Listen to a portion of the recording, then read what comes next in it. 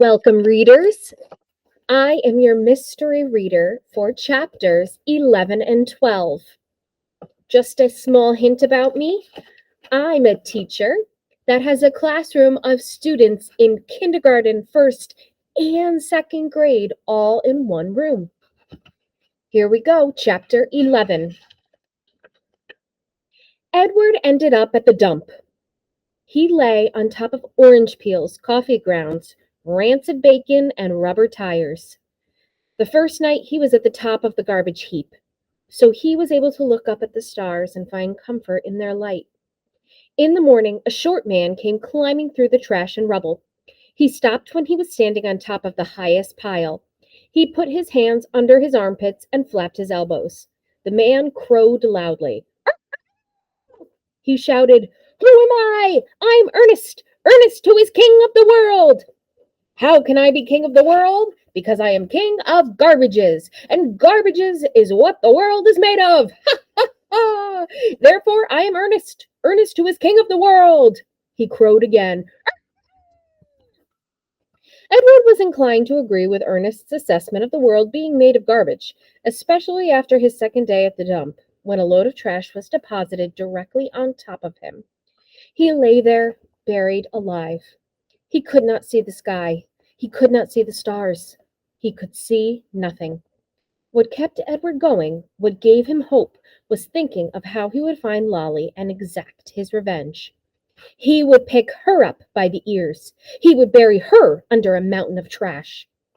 But after almost 40 days and nights had passed, the weight and the smell of the garbage above and below clouded Edward's thoughts, and soon he gave up thinking about revenge and gave into despair. It was worse, much worse than being buried at sea. It was worse because Edward was a different rabbit now. He couldn't say how he was different, he just knew that he was. He remembered again Pellegrina's story about the princess who had loved nobody. The witch turned her into a warthog because she loved nobody. He understood that now. He heard Pellegrina say, "You disappoint me." "Why?" he asked her. "Why do I disappoint you?" But he knew the answer to that question too. It was because he had not loved Abilene enough. And now she was gone from him, and he would never be able to make it right. And Nellie and Lawrence were gone too. He missed them terribly. He wanted to be with them. The rabbit wondered if that was love. Day after day passed, and Edward was aware of time passing only because each morning he could hear Ernest performing his dawn ritual, cackling and crowing about being king of the world. On his 180th day at the dump, salvation arrived for Edward in a most unusual form. The garbage around him shifted, and the rabbit heard the sniffling and panting of a dog. Then came the frenzied sound of digging.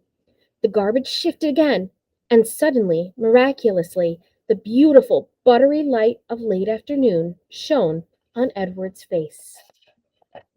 Chapter 12. Edward did not have much time to savor the light, for the dog suddenly appeared above him, dark and shaggy, blocking his view. Edward was pulled out of the garbage by his ears, dropped, then picked up again, this time around the middle, shaken back and forth with a great deal of ferocity. The little dog growled deep in his throat, and then dropped Edward again and looked at him in the eye. Edward started back. "Hey, get out of here, you dog!" It was Ernest, the king of garbages and therefore king of the world. The dog grabbed Edward by his pink dress and took off running. "That's mine! That's mine! All garbages is mine!" Ernest shouted. "You come back here!" The little dog did not stop. The sun was shining, and Edward felt exhilarated. Who, having known him before, would have thought that he could be so happy now, crusted over with garbage, wearing a dress, held in the slobbery mouth of a dog, and being chased by a madman? But he was happy. The dog ran and ran until they reached a railroad track. They crossed over the tracks, and there, underneath a scraggly tree, in a circle of bushes, Edward was dropped in front of a large pair of feet. The dog began to bark. Edward looked up and saw that the feet were attached to an enormous man with a long, dark beard. "What's this, Lucy?" said the man. He bent and picked up Edward. He held him firmly around the middle. "Lucy," said the man, "I know how much you enjoy rabbit pie." Lucy barked. "Yes, yes, I know. Rabbit pie is a true delight, one of the pleasures of our existence." Lucy let out a hopeful yip. "And what we have here, what you have so graciously delivered to me, is definitely a rabbit. But the best chef in the world would be hard-pressed to make him into a pie."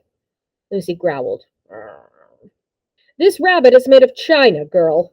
The man held Edward closer to him. They looked each other in the eye. "You're made of china, aren't you, Malone?" He gave Edward a playful shake. "You're some child's toy, am I right? And you have been separated somehow from the child who loves you." Edward felt again the sharp pain in his chest. He thought of Abilene. He saw the path leading up to the house on Egypt Street. He saw the dusk descending, and Abilene running toward him. Yes, Abilene had loved him. "So, Malone," said the man. He cleared his throat. "You are lost. That is my guess. Lucy and I are lost too." At the sound of her name, Lucy let out another yip. "Perhaps," said the man, "you would like to be lost with us. I have found it much more agreeable to be lost in the company of others. My name is Bull. Lucy, as you may have surmised, is my dog. Would you care to join us?"